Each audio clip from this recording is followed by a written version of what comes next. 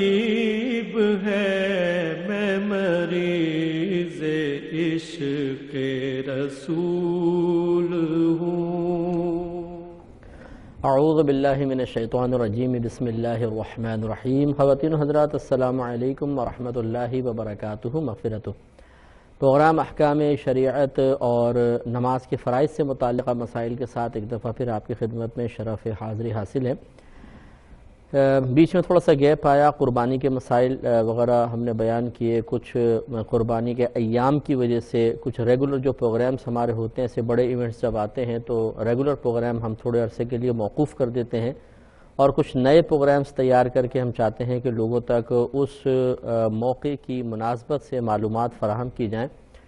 چنانچہ بیچ میں حج کا بھی معاملہ آ گیا تو کچھ عرصے تک یہ ہمارے مسائل نہیں کنٹینیو رہ سکے، جس کی بنا پر یقیناً اور بعض اوقات ایسا ہوتا ہے کہ کچھ ربط ختم ہو جاتا ہے، ربط قائم نہیں ہو پاتا اور کچھ لوگوں کو نئے مسائل سمجھنے میں دقت ہوتی ہے۔ اس لیے نماز کے فرائض کا میں ایک دفعہ پھر آغاز سے ایک دفعہ بیان کر لیتا ہوں کہ فقہ حنفی کے روشنی میں نماز کے 7 فرائض ہیں۔ پہلا تکبیر تحریمہ، دوسرا قیام یعنی کھڑا ہونا، تیسرا قراءت یعنی قرآن عظیم پڑھنا، چوتھا رکوع، پانچواں سجدہ، چھٹا قعدہ اخیرہ۔ قعدہ کہتے ہیں عربی میں بیٹھنے کو، اخیرہ کہتے ہیں آخری کو۔ چنانچہ جب ہم پوری نماز مکمل کر لیتے ہیں، یعنی ارکان کے اعتبار سے اور انتقالات کے اعتبار سے، فرائض کے اعتبار سے، تو پھر ہم بیٹھتے ہیں آخر میں اور اس میں التحیات پڑھی جاتی ہے، درود ابراہیمی پڑھتے ہیں، پھر دعا وغیرہ پڑھ کے ختم کرتے ہیں۔ یہ جو ہم آخر میں بیٹھتے ہیں اس کو قعدہ اخیرہ کہا جاتا ہے۔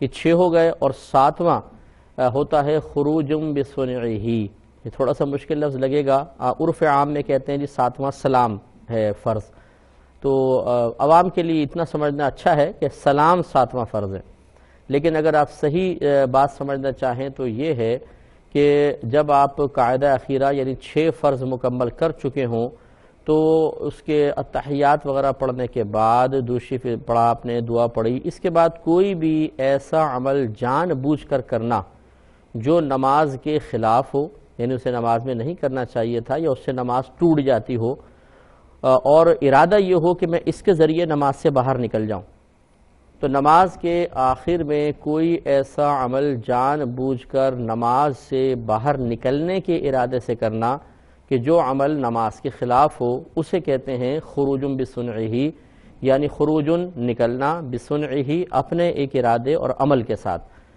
تو چنانچہ یہ ہے 7واں فرض۔ مثال، اچھا، اس فرض کی ادائیگی کے لیے ہم پر واجب ہے کہ ہم لفظ السلام کہہ دیں۔ لہذا مثال کے طور پر 6 فرض مکمل کرنے کے بعد اگر میں نماز سے باہر نکلنے کے ارادے سے یہ کہوں کہ میں نماز سے باہر ہوتا ہوں، اب یہ کلام ہے اور یہ کلام نماز کے خلاف ہے، اور میں نے اس کلام کے ذریعے جو نماز کے خلاف ہے اس بات کا ارادہ کیا ہے کہ میں نماز سے باہر ہو جاؤں، تو یاد رکھیں کہ یہ سمجھ لیں 7واں فرض پورا ہو گیا۔ لیکن اس 7ویں فرض کی تکمیل کے لیے لفظ السلام کہنا واجب تھا، تو ترک واجب لازم آئے گا۔ یہ ضرور ہوگا کہ ترک واجب ہوگا لیکن فرض ادا ہو جائے گا۔ تو امید ہے کہ آپ بات سمجھ گئے ہوں گے کہ 6 فرائض مکمل کرنے کے بعد کوئی بھی ایسا عمل جان بوجھ کر نماز سے باہر نکلنے کے ارادے سے کرنا کہ جو عمل نماز کے خلاف ہو، وہ 7واں فرض ہوتا ہے۔ ایک سائل کالر پہلے موجود ہے، ان کی کال لیتے ہیں۔ السلام علیکم۔ ہیلو، السلام علیکم۔ جی بہن، وعلیکم السلام۔ جی، میں شائستہ بات کر رہی ہوں کراچی سے۔ جی بہن فرمائیے۔ جی، مجھے معلوم کرنا تھا مفتی صاحب کہ یہ جو لوگ وہاں سعودی عرب میں ہیں اور مطلب وہ جاب کے سلسلے میں گئے ہوئے ہیں، ایک ہیں ان کو 1 سال ہو گیا، مطلب 1 سال سے زیادہ کا ہو گیا ہے عرصہ، ایک کو ابھی 1 ماہ ہوا ہے، لیکن ان کی جاب ہیں دونوں کی، تو جب وہ وہاں پہ حج ادا کریں گے تو وہاں جو حج کے بعد قربانی کرنی ہوتی ہے، تو وہ کیا قربانی وہیں پہ وہ ادا کریں یا وہ یہاں پہ بھی کر سکتے ہیں؟ جیسے ہم نے اگر اپنا جانور لیا ہے بڑا، تو اگر ہم وہ وہاں کے بجائے یہاں پہ وہ قربانی کر لیں، جی میں یا وہ وہیں ادا کرنی ہوگی؟ ٹھیک ہے، میں عرض کروں۔ جی جی، اور کوئی کویسچن ہے آپ کا؟ نہیں، بس یہی ہے۔ ٹھیک ہے، میں انشاءاللہ بتاتا ہوں۔ ایک اور کالر ہے۔ السلام علیکم۔ السلام علیکم. السلام رحمۃ اللہ. جی بھائی. مفتی صاحب آپ کو عید مبارک ہو. آپ کو باسی ترین خیر مبارک.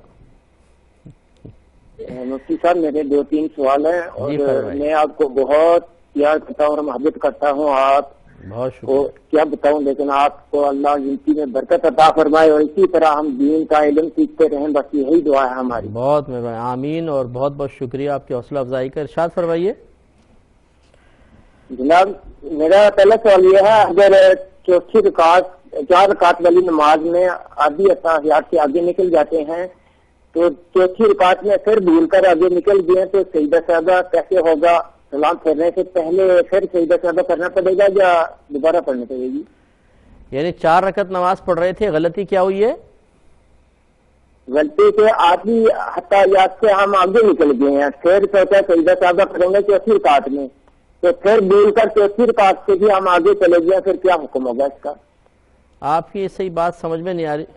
آدھی اتحیات پڑھ کے کھڑے ہو گئے تھے کیا؟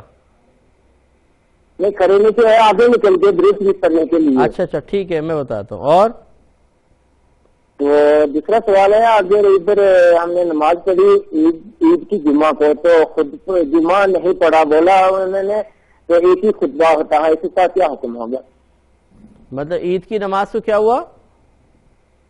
عید کی نماز ہمارے سعودی عرب میں تو جمعے کو آئی ہے نا, تو ادھر مسجد میں عید کی نماز کا خطبہ دیا, باقی جمعہ نہیں پڑھا. بولا میں نے کیا جمعہ کیوں نہیں پڑھا؟ بولے ایک ہی خطبہ ہوتا ہے. ٹھیک ہے. یہ کس کے ساتھ ہوا تھا یہ واقعہ؟ ادھر سعودی میں ہوں, سعودی میں ایک مسجد میں, گاؤں میں مسجد ہے, ایسے انہوں نے بولا ایک ہی خطبہ پڑھتے ہیں, دوسرا خطبہ نہیں ہوتا ہے. ٹھیک ہے, میں بتاتا ہوں. ٹھیک ہے, تو ہم مسائل کی طرف دوبارہ آتے ہیں. تو میں نے آپ کو بتایا کہ 7 چلے پہلے ایک اور کالر ہیں. السلام علیکم. وعلیکم السلام. جی بھائی جان. مجھ سے یہ پوچھنا تھا کہ وضو کے 3 فرائض ہیں, اگر پاؤں کی طرف سے وضو شروع کیا جائے, پہلے پاؤں دھوئے آدمی, ہاتھ دھوئے, منہ دھوئے, وضو ہو جائے گا؟ اور ایک 2-3 پرسنل سوال ہیں, اگر آپ کنٹرول نمبر میں جائیں کہ اپنا نمبر دے دیں آپ کا. ٹھیک ہے انشاءاللہ. اور اپنا نمبر اگر دے دیں کنٹرول جی ہمیں کنٹرول روم سے آپ لے لیں, دے دیں گے انشاءاللہ. ٹھیک ہے, میں مسائل بتاتا ہوں, آپ بالکل وہاں سے لے لیجئے. تو آپ کی خدمت میں عرض کر رہے تھے کہ نماز میں 7 فرائض ہیں.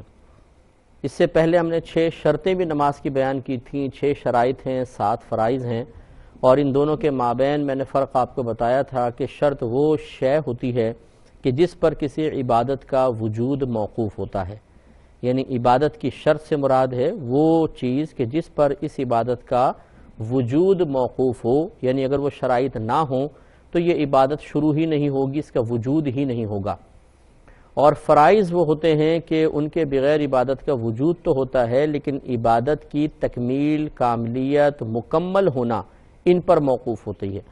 تو جو پہلے 6 شرائط بیان کی تھیں اور تفصیل کے ساتھ بیان کی, گویا کہ ان میں سے کسی ایک میں بھی کمی رہ جائے گی تو نماز شروع ہی نہیں ہوگی.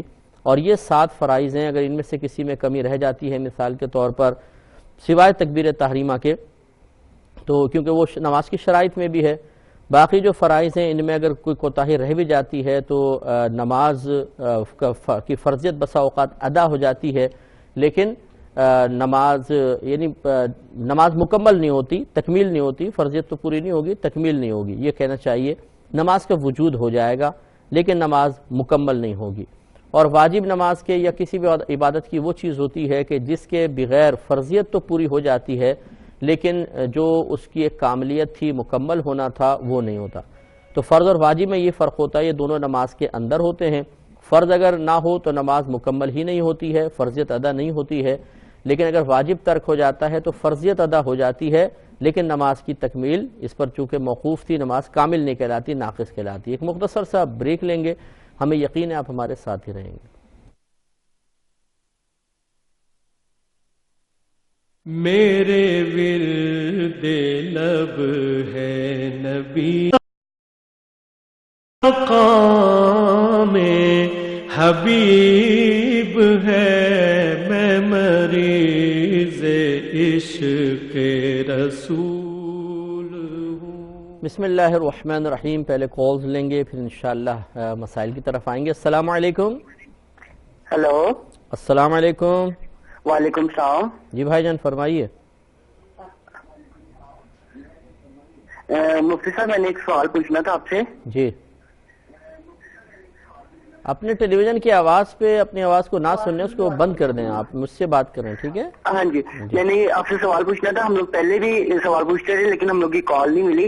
ہم لوگوں نے یہ پتا کرنا تھا کہ قربانی کے مسائل سے کہ ہم لوگوں کو اگر غریب کا بکرا مرے تو سنا کہ 2 بکرے دینے پڑیں گے, اگر امیر کا مرے گا تو 1 دینا پڑے گا. یہ اس کے بارے میں ہمیں ذرا آپ بتا دیں. ٹھیک, یہ غیر منصفانہ قانون کس نے بنایا بھائی؟ بتاتا. ایک اور کالر ہے. السلام علیکم. رام کھول دیا, باقی سارا کچھ کیا تو قربانی نہ کرنے سے کیا ہو؟ کیا ہو گیا بھائی جان؟ ایک منٹ, یہ ٹیلی ویژن کی آواز تھوڑا بند کریں پھر مجھے بتائیے. جی تو وہ قربانی نہیں کر سکے ہم, تو اس کے بارے میں بتائیے کہ قربانی نہ کرنے کا کیا دم ہے یا کیا ہے, بس یہی بات. تو قربانی آپ پہ واجب تھی؟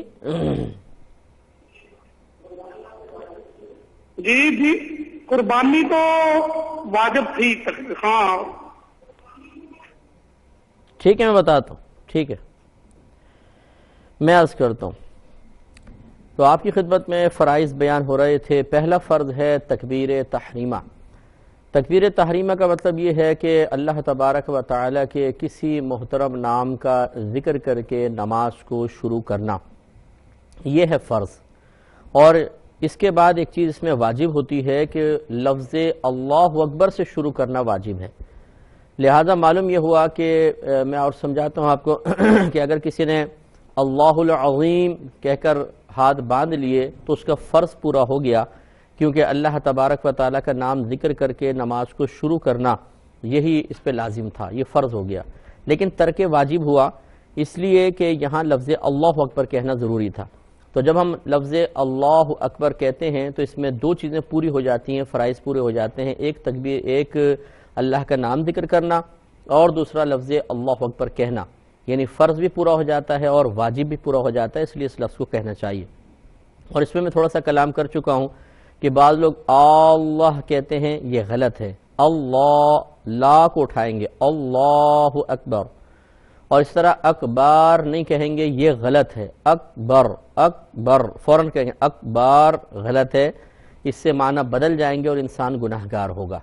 تو یہ تکبیر تحریمہ ہے. اور اس میں ایک احتیاط آپ کو بتائی تھی کہ خصوصاً جو مقتدی حضرات ہیں ان کے لیے احتیاط ہے کہ جب تک امام صاحب کی تکبیر کے لفظ اللہ اکبر کی رے ختم نہ ہو جائے, مقتدی کے اللہ اکبر کی رے ختم نہیں ہونی چاہیے. یعنی آپ امام سے پہلے تکبیر ختم نہیں کریں گے, امام کی تکبیر ختم ہو جائے اس کے بعد ہماری تکبیر ختم ہونی چاہیے. اگر ہم نے پہلے ختم کر لی تو نماز شروع ہی نہیں ہوگی. جیسے مثال کے طور پہ بعض اوقات جیسے امام صاحب حضرات ہوتے ہیں ذرا طویل کھینچ کے کہتے ہیں اللہ اکبر, اب انہوں نے کھینچا اللہ اور ہم نے اللہ اکبر کہہ کے ہاتھ باندھے جلدی سے, پھر امام صاحب اکبر کہہ رہے ہیں. تو ہمارے اللہ اکبر کہنے کے بعد امام صاحب کی اگر اکبر کی رے تک وہ پہنچتے ہیں, لفظ اللہ اکبر تمام ہوتا ہے, تو ہماری نماز نہیں ہوگی. اس میں بڑی احتیاط کریں, خصوصاً ہمارے نوجوان جو نماز پڑھتے ہیں, اسکول کالجز کے ہوتے ہیں بچے, یونیورسٹیز کے ہوتے ہیں. ہر ایک کو اتنی معلومات ہوتی نہیں ہے, نہ دلچسپی ہوتی ہے. اکثر ہم نے دیکھا ہے کہ شرعی مسائل سے بہت زیادہ ایسے بچے ناواقف ہوتے ہیں.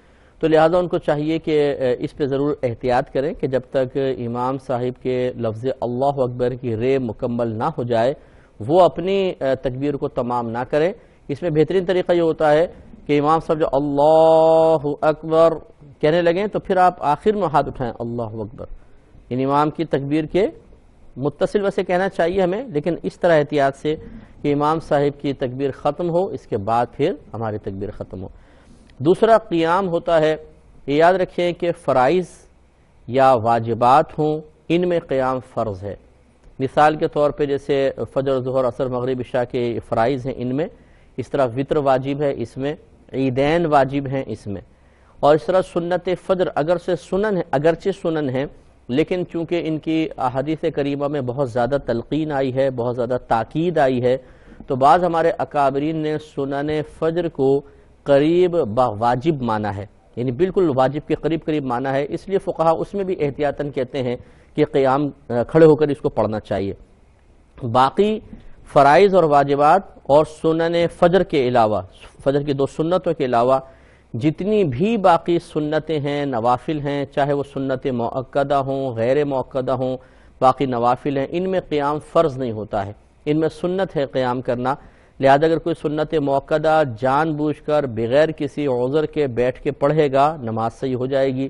سنت غیر مؤکدہ، اسی طرح نفل۔ لیکن یہ یاد رکھیے کہ یہ اگر سنت نفل بیٹھ کے پڑھیں گے تو آدھا ثواب ملے گا۔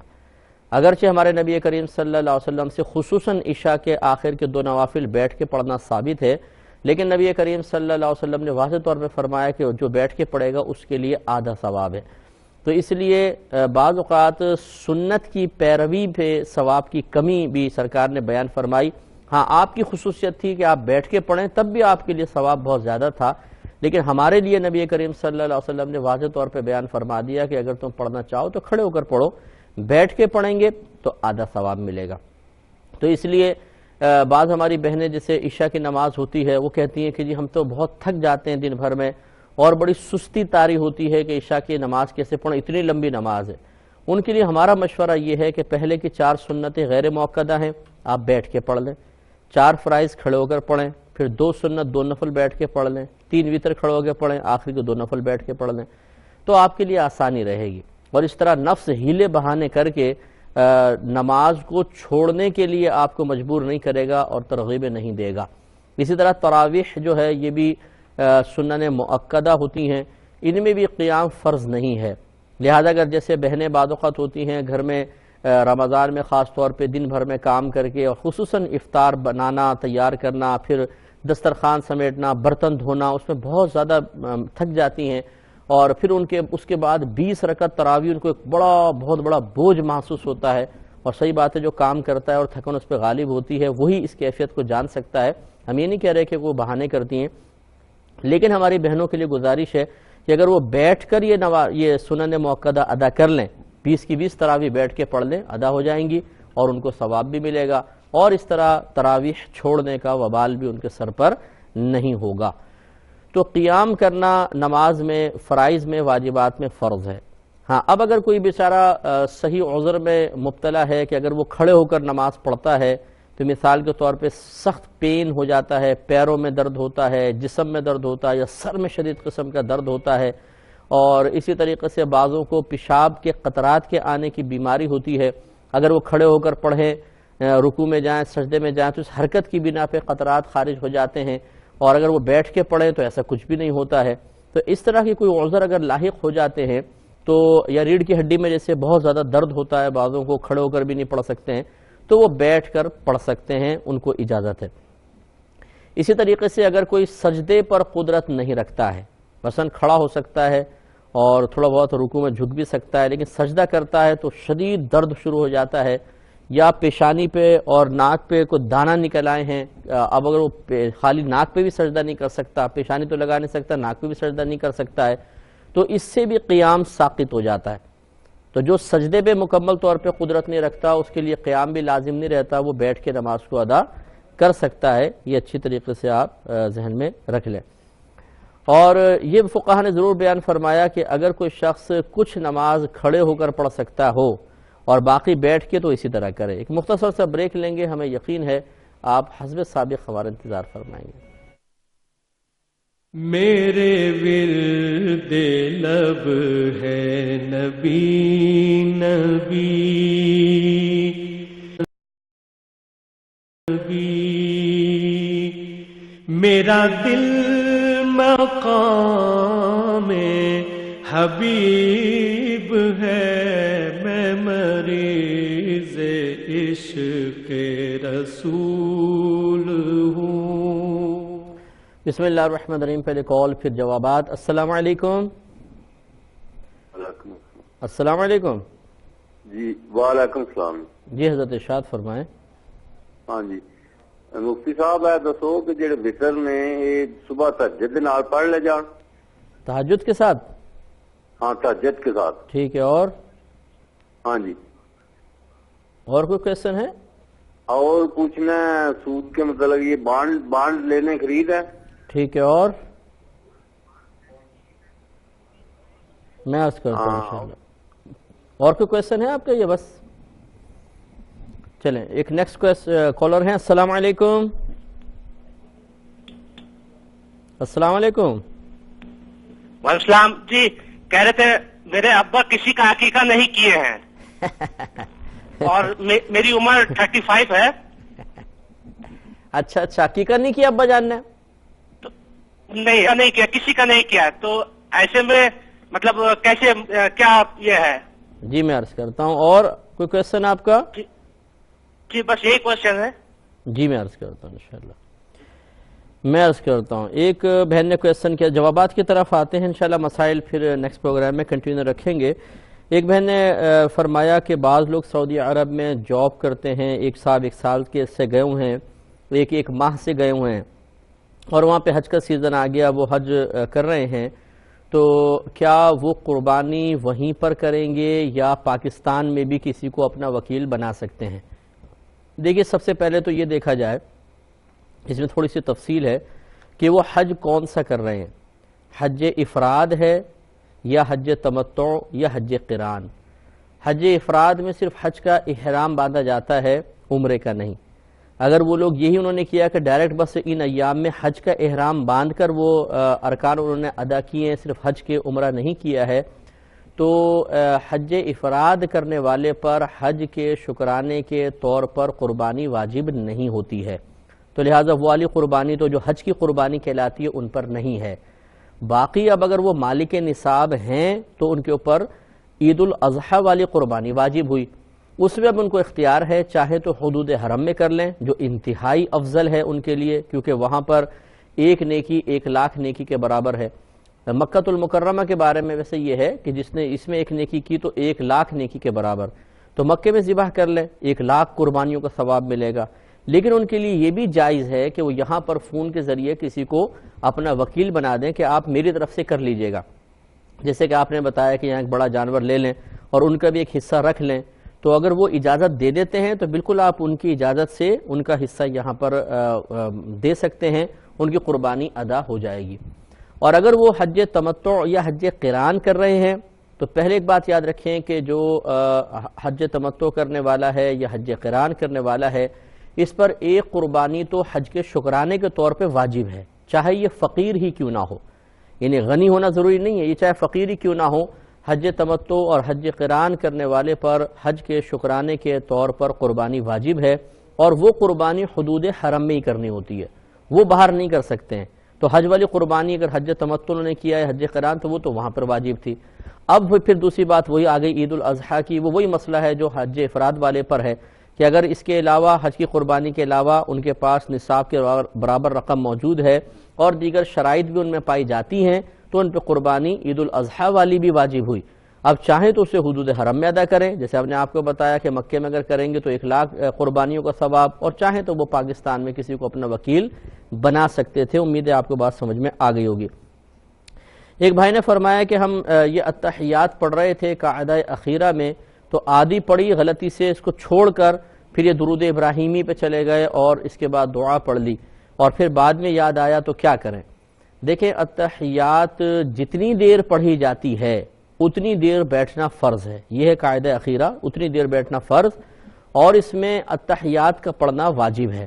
تو پوری اتحیات پڑھنا واجب ہے. اگر کسی نے آدھی اتحیات پڑھی ہے تو اس کا ترک واجب ہوا اور یہ صحیح نہیں تھا. انہیں چاہیے تھا کہ اگر آگے چلے بھی گئے تھے تو واپس آ کر پھر پوری اتحیات پڑھتے، درشی پڑھتے، دعا پڑھتے اور آخر میں سلام پھیرتے، اور احتیاطاً اگر اس پہ سجدہ صاحب بھی کر لیں تو کوئی حرج نہیں ہے اور کر لینا چاہیے. تو بہرحال اگر کسی نے اس طرح کیا کہ آدھی اتحیات پڑھی، درشی دعا پڑھی اور سلام پھیر دیا تو ان کو دوبارہ اس نماز کو پڑھنا واجب ہوگا.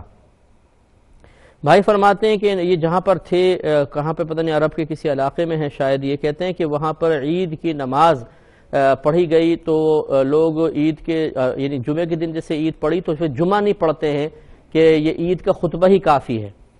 اگر خدا نہ خواستہ کسی کا یہ خیال ہے اور واقعی کوئی ایسا کرتا ہے تو بالکل غلط کرتا ہے، کیونکہ عید ایک الگ نماز ہے اور جمعہ ایک الگ نماز ہے، اور یہ ان دونوں کا آپس میں کوئی تعلق نہیں ہے. اور یہ جو جاہلانہ خیال معروف ہے، معذرت کے ساتھ اگر کوئی اس کا قائل ہو تو بہرحال لوگ تو بہت سی چیزوں کے قائل ہوتے ہیں کہ اگر جمعے کے دن عید پڑے تو 2 خطبے گورنمنٹ پر بھاری ہوتے ہیں. ایسا کچھ بھی نہیں ہوتا ہے. یہ پہلا خطبہ یعنی عید کا خطبہ اللہ کی رحمت ہے، اس کا ذکر ہے. دوسرا خطبہ وہ بھی رحمت اور ذکر ہے، باعث نزول رحمت ہے. آپ خود سوچئے کہ دو رحمت بھری چیزیں مل جائیں گی تو فتنہ فساد پیدا ہوگا، گورنمنٹ کے لیے کوئی پرابلم کریٹ کر دیں گے. وہ عجیب و غریب منطق ہے ہم لوگوں کی. وہ معذاللہ کوئی بد کلام تو نہیں ہے کہ دو کلام مل جائیں گے تو ایک دم دھماکہ ہوگا اور غلط قسم کے کوئی مفہوم نکل آئے گا یا منحوس اثرات اس کے مرتب ہوں گے. بابرکت چیز کے نحوس اثرات تو ہوتے ہی نہیں ہیں، لیکن ہمارے لوگ نہیں سمجھتے ہیں. اور عام عوام بھی بس فوراً جی جمعے کے دن جی اگر عید آ جائے تو 2 خطبے گورنمنٹ پہ بھاری ہوتے ہیں. کیسے بھاری ہوتے ہیں؟ بھاری ہونے کا مطلب ان کی نحوست کا گورنمنٹ کے اوپر پڑنا اور گورنمنٹ کا زوال اور عہدے چھن جانا، ایسا کچھ بھی نہیں ہوتا ہے. یہ سب ہماری توہم پرستی ہے، اس سے ہمیں توبہ کرنی چاہیے. بلکہ جو اس قسم کے فوراً نتائج مرتب کر کے بیان کر دیتے ہیں، یہ گویا کہ کار نبوت میں یعنی نبوت کے کام میں مداخلت کے برابر ہے، اگرچہ ان کا قصد و ارادہ نہیں ہوتا، کیونکہ نبی ہی ایسی غیبی خبریں دے سکتا ہے. اور اب یہ اگر ایک عام آدمی اس طرح کی خبریں بنا کے پیش کرنے لگے تو گویا کہ وہ اس کام میں مداخلت کرنے کی کوشش کر رہا ہے جو حقیقتاً ایک نبی کا منصب ہے. اب اگر اس کا ایک قصد و ارادہ معاذ اللہ خراب ہی ہوتا تو یہ تو کافر و مرتد ہو جاتا. لیکن میں یہ نہیں کہہ رہا ہوں یہ کافر ہو جائے گا ایسا شخص. ہاں ایسا شخص گنہگار ضرور ہے کہ وہ ایسی چیز جو خالصتاً تعلیم شرع پر موقوف ہے، یعنی غیب کی خبر دینا، کسی چیز کے نتائج کو بتانا، اخروی لحاظ سے ان کے نتائج کو مرتب کرنا، یہ اللہ تعالیٰ کا کام ہے. اور اللہ تبارک و تعالیٰ اس کام کو کے لیے ذریعہ بناتا ہے اپنے انبیاء علیہ السلام کو کہ وہ عوام کو بتاتے ہیں کہ اس چیز کے اندر یہ نقصان ہے، اس کا آخرت میں یہ فائدہ ہے، اس چیز کے یہ اثرات مرتب ہوں گے. اس لیے اس قسم کے معاملات بیان کرنا مناسب نہیں ہے. بھائی فرماتے ہیں کہ وضو کے کتنے فرائض ہیں؟ ایک تو کویسچن یہ تھا، تو 4 فرائض ہوتے ہیں وضو کے، جو مجھے سمجھ میں آیا. ایک تو یہ 4 فرض ہوتے ہیں.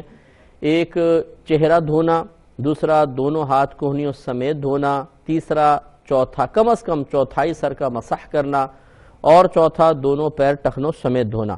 دوسرے انہوں نے کہا کہ اگر کسی نے الٹا وضو کر لیا تو پہلے پیر دھوئے، پھر اس کے بعد دونوں ہاتھ، پھر سر کا مسح کیا، پھر چہرہ آخر میں دھویا. تو دیکھیں یاد رکھیے کہ فقہ حنفی کی روشنی میں اعضاء وضو میں ترتیب کا قائم رکھنا سنت مؤکدہ ہے.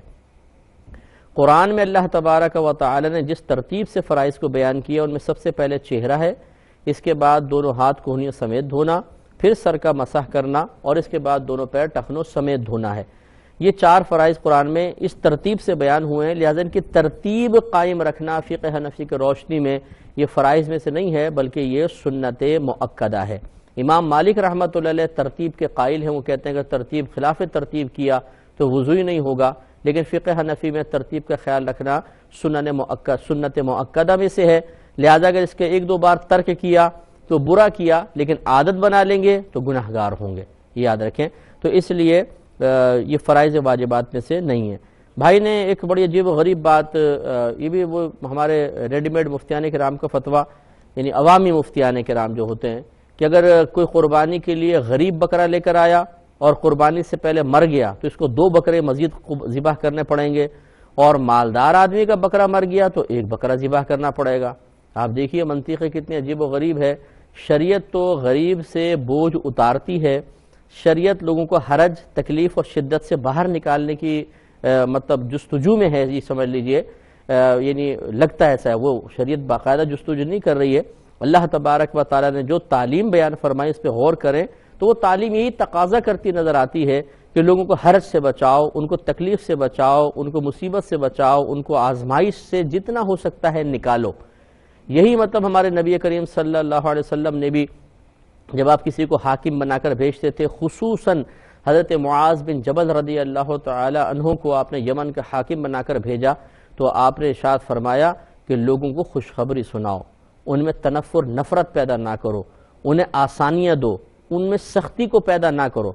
بعض اب اس سے درس طرح حاصل کریں، بہت سے صاحب علم لوگ ان حدیثوں کو پڑھتے ہیں لیکن وہ ہمیشہ سخت مسئلے بتانے میں پتہ نہیں کیا لذت اور مزہ محسوس کرتے ہیں کہ قوم کو سخت سے سخت ترین مسئلے بتاؤ کہ قوم ان پہ عمل کرتے ہوئے 50 بار سوچے کہ میں کیسے اس پہ عمل کر سکتا ہوں، لیکن وہ بس اسی پہ مصر ہوتے ہیں کہ یہ ہے اصل دین. حالانکہ دین اس مسئلے میں بہت آسانیاں بھی دے رہا ہوتا ہے، اور وہ آسانی دینے والا کوئی 14ویں صدی کا کوئی مولوی صاحب نہیں ہے، اللہ تبارک و تعالی ہے، اس کے رسول کریم صلی اللہ علیہ وسلم ہیں، اور پھر ان کے نائبین ہیں جو ہمارے علماء متقدمین اور علماء متاخرین گزرے، بڑے بڑے علماء، وہ اس میں آسانیاں پیدا کرتے نظر آتے ہیں۔ لیکن ہمارے بعض بھائی شاید وہ سخت مسئلے بتا کر اس بات کے اندر طمانینت یا قلب اطمینان محسوس کرتے ہیں کہ شاید ہم بہت متقی پرہیزگار ہیں، اور ہم لوگوں کو ایک ایسے مسئلہ بتا رہے ہیں کہ جس میں تقوی کا رنگ بہت زیادہ ہے، اور اس سے وہ شاید اطمینان قلب محسوس کرتے ہوں۔ لیکن تقوی اپنے مقام پر، فتویٰ اپنے مقام پر ہے۔ انہیں چاہیے کہ ایسی حدیثیں بھی پڑھ لیں کہ ہمارے نبی کریم صلی اللہ علیہ وسلم ارشاد فرماتے ہیں کہ میرا دل چاہتا ہے کہ میں نماز کو طویل کر دوں، لیکن پھر اپنے پیچھے پھر میں مدینہ منورہ کے کسی گھر سے کسی بچے کے رونے کی آواز سنتا ہوں، اور پھر اپنے پیچھے کھڑی ہوئی اس کی ماں کی بے چینی محسوس کرتا ہوں تو اپنی نماز کو ہلکا کر دیتا ہوں۔ اب اندازہ کریں کہ تقویٰ تو یہ تھا، اور تقاضۂ نماز تو یہ ہے کہ ہم چونکہ اللہ کی بارگاہ میں کھڑے ہوئے ہیں، نماز مومن کی معراج ہے، خصوصی طور پہ اللہ کی رحمت متوجہ ہے، تو اس توجہ رحمت کے اندر تو جتنا وقت گزارا جائے بہت اچھا ہے۔ تو سرکار اگر چاہتے تو طوالت خوب کرتے، لیکن نبی کریم صلی اللہ علیہ وسلم مختصر کر دیا کرتے تھے۔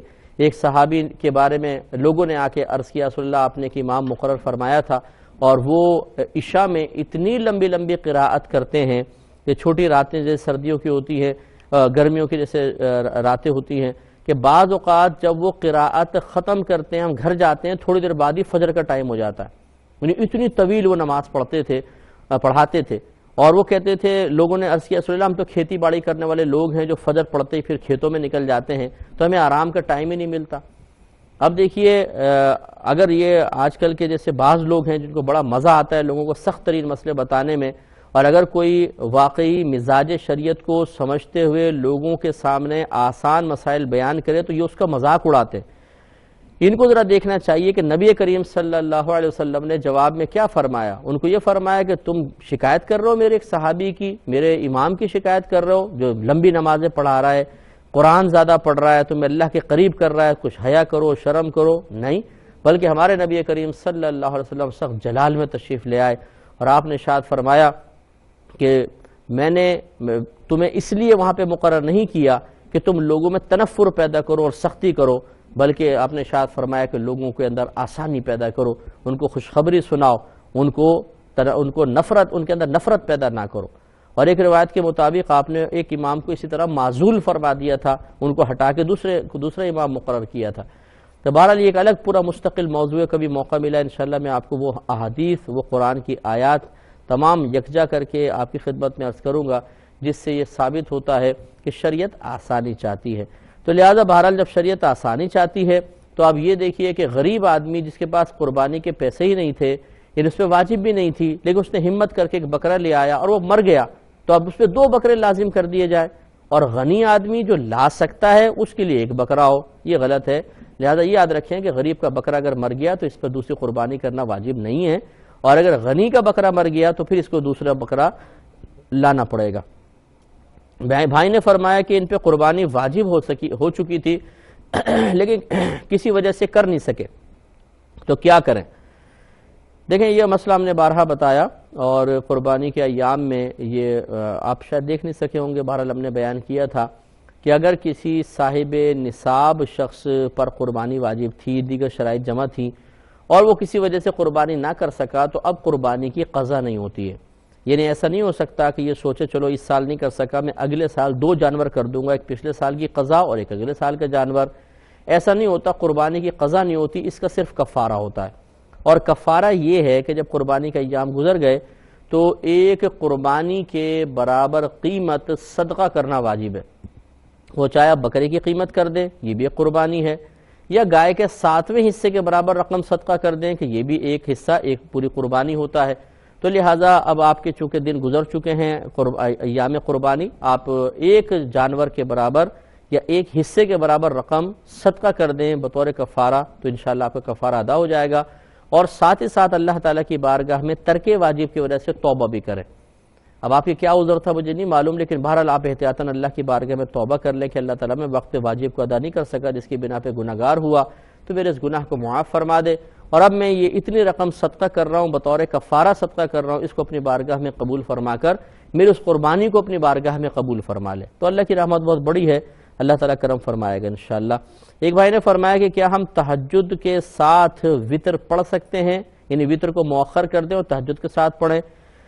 دیکھیں مسئلہ یہ ہے کہ اس میں نبی کریم صلی اللہ علیہ وسلم کی تعلیم یہی ہے کہ جس کو تہجد کے وقت میں اٹھنے کا یقین ہو اور اس کی ایک عادت روٹین بنا ہوا ہے، اس کے لیے افضل یہی ہے کہ وہ عشاء کے ساتھ وتر نہ پڑھے بلکہ تہجد کے ساتھ پڑھے۔ اور اگر کسی کی ایسی عادت پختہ نہیں ہے، کبھی کبھی جوش چڑھتا ہے، آنکھ کھل جاتی ہے تو تہجد پڑھ لیتا ہے، پھر کئی دن، کئی ہفتے، کئی مہینے تہجد نہیں پڑھ پاتا، ایسا شخص اگر رسک لے لے کہ چلو جی میں عشاء میں وتر نہیں پڑھتا ہوں، تہجد میں پڑھوں، تو لازم بات اسے قضا ہو جائیں گے، اور یہ بالکل جائز نہیں ہے بلکہ گناہگار ہوں گے۔ لہٰذا جس کو تہجد کے وقت میں اٹھنے کا یقین ہو، ان کے لیے افضل یہی ہے کہ یہ عشاء کے ساتھ وتر ادا نہ کریں بلکہ تہجد کے وقت میں کریں۔ دوسرے نے کویسچن کیا کہ کیا پرائز بانڈ جائز ہیں یا نہیں ہیں؟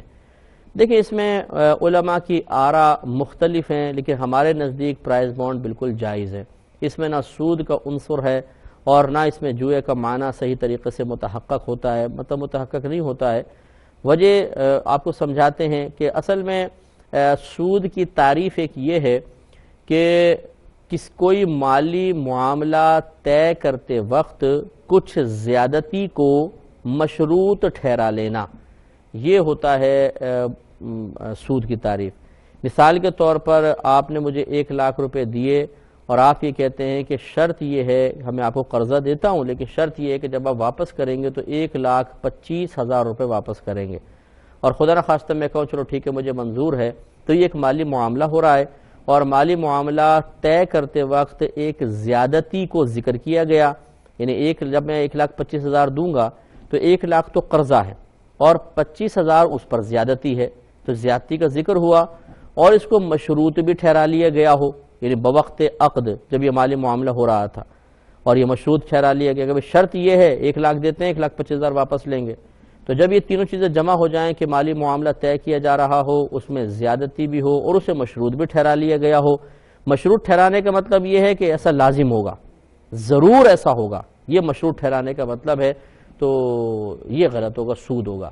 پرائز بانڈ میں ایسا نہیں ہوتا ہے، پرائز بانڈ میں ایک انعام کا ذکر کر کے گورنمنٹ ترغیب دیتی ہے کہ آپ یہ پرائز بانڈ لیں، اس سے گورنمنٹ کو سہارا مل جاتا ہے، ایک بڑا اماؤنٹ گورنمنٹ کے پاس آتا ہے، وہ اسے ملکی معاملات کو چلانے کے لیے پیسے کو استعمال کرتے ہیں، اس طرح گورنمنٹ کو سہارا مل جاتا ہے، اسٹیٹ بینک کو سہارا مل جاتا ہے، اور ہمیں ایک یعنی جو عوام الناس ہوتی ہے ان کے پاس پرائز بانڈ آتے ہیں، انہیں ایک انعام کا لالچ ہو جاتا ہے کہ شاید ہمیں انعام مل جائے، تو اس میں ایک زیادتی ذکر تو کی جا رہی ہے لیکن یہ زیادتی مشروط نہیں ہے۔ مشروط کا مطلب یہ ہوتا ہے کہ ہر پرائز بانڈ پہ ضرور انعام نکلتا، حالانکہ ایسا نہیں ہے، قرآن اندازی ہوتی ہے کسی کا نکلا کسی کا نہیں نکلا، تو لہٰذا یہاں زیادتی کا ذکر تو کیا جا رہا ہے لیکن غیر مشروط۔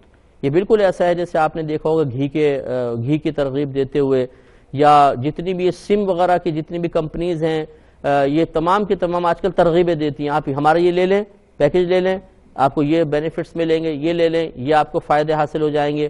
اس طرح گھی والے کہتے ہیں آپ مثلا یہ گھی کا ڈبہ لے لیں، اس کے ساتھ یہ چیزیں آپ کو مفت حاصل ہو جائیں گی، یہ ایک انعام کا ذکر کیا جا رہا ہے، تو آپ گھی کا ڈبہ خریدتے ہیں اور اس کے اوپر وہ انعام زیادتی ذکر کر رہے ہیں لیکن بطور ترغیب کر رہے ہیں، مشروط نہیں کر رہے، بلکہ یہاں تو ایک طرح سے مشروط ہی ہوتا ہے، اس کے باوجود اس کو کوئی سود شمار نہیں کرتا ہے، جائز شمار کرتا ہے، تو پرائز بانڈ کے اندر تو بدرجہ اولا ہونا چاہیے، تو بہرحال اس میں سود کا معنی متحقق نہیں ہوتا ہے۔ اب شاید ایک کویسچن رہ گیا ہے انشاءاللہ، اگر اور یہ بھی پرائز بانڈ کے مسئلے پر، جوئے کا معنی اس میں متحقق نہیں ہوتا، اس پہ انشاءاللہ میں کلام اپنے نیکسٹ پروگرام پہ کروں گا انشاءاللہ، تو ہو سکتا ہے ای میل ایڈریس میرا اسکرین پہ چل رہا ہو، اگر نہیں چل رہا تو بہرحال آپ نوٹ کر لیں، مفتی اکمل qtv2@gmail.com، اگر شاید چل رہا ہے مجھے بتایا گیا ہے تو یہ آپ ذرا ملاحظہ فرما لیں، اگر آپ کو جیسے بہت سے بھائی بہن ہوتے ہیں وہ یہاں کالز کرتے ہیں لیکن ان کی کال نہیں مل پاتی اور مسائل اتنے ارجنٹ ہوتے ہیں، اتنے پیچیدہ ہوتے ہیں کہ بیچارے اگر ان کو بر وقت حل نہ کیا جائے تو بہت سارے مسائل کا مزید شکار ہو جاتے ہیں، ان سے ہماری گزارش ہے کہ وہ اس پر مجھے میل کریں، میں خود یہ میلز پڑھتا ہوں اور پھر حتی الامکان ہم تیزی کے ساتھ جواب دینے کی کوشش بھی کرتے ہیں، اس لیے آپ اس کو خود بھی آپ یوز کریں اور دوسروں کو بتا دیں۔ ہو سکتا ہے کہ بہت سے ایسے بہن بھائی ہوتے ہیں جنہیں بہت ہی ارجنٹ کوئی مسئلہ معلوم کرنا ہوتا ہے اور پھر ایک دم صاحب علم لوگ ملتے نہیں ہیں، اور خصوصاً ہمارے بہت سے بہن بھائی نیٹ پر جو بھی ویب سائٹ ملی، جو بھی شخص ملا، کون جواب دے رہا ہے، کس طرح کے جواب دے رہا ہے، وہ اس کی تحقیق نہیں کرتے ہیں، بس کہیں پر بھی سوال نامہ بھیج دیتے ہیں۔ اب وہاں سے جب ان کو جوابات ملتے ہیں تو بعض اوقات بہت غلط قسم کے جوابات ہوتے ہیں، اور بعضوں نے تو فیک آئی ڈیز بنائی ہوتی ہیں، فیس بک کے اوپر بھی فیک پیجز بنائے ہوئے ہیں، میرے نام سے بھی کسی نے بنا لیا، مفتی اکمل قادری کے نام سے۔ اب وہ مطلب پتہ بھی نہیں چلتا ہے کس نے بنایا کس نے نہیں، حالانکہ میرا فیس بک پہ کوئی بھی پیج نہیں ہے، لیکن اس طرح کرتے ہیں بعض لوگ۔ تو اب وہاں سے جو جوابات آتے ہیں وہ بڑے خطرناک قسم کے ہوتے ہیں، اس لیے بہتر یہ ہے کہ آپ اگر بھیجنا چاہیں ہمیں بھیج دیں، ہم جواب دینے کی کوشش کریں گے۔ اب چونکہ ہمارے پروگرام کے وقت ختم ہو رہا ہے، آپ سے اجازت چاہیں گے، اپنے میزبان کو، ہماری کیو ٹی وی کی پوری ٹیم کو اجازت مرحمت فرمائیں۔ آپ ہمارے لیے دعا کیجئے، ہم آپ کے لیے دعا گو ہیں کہ اللہ تبارک و تعالی آپ کو علمی، روحانی اور جسمانی، مالی اور دیگر اعتبار سے ترقیاں عطا فرمائے، آمین۔ وآخر دعوانا ان الحمدللہ رب العالمین۔ میرے ورد لب ہے نبی نبی، میرا دل مقام حبیب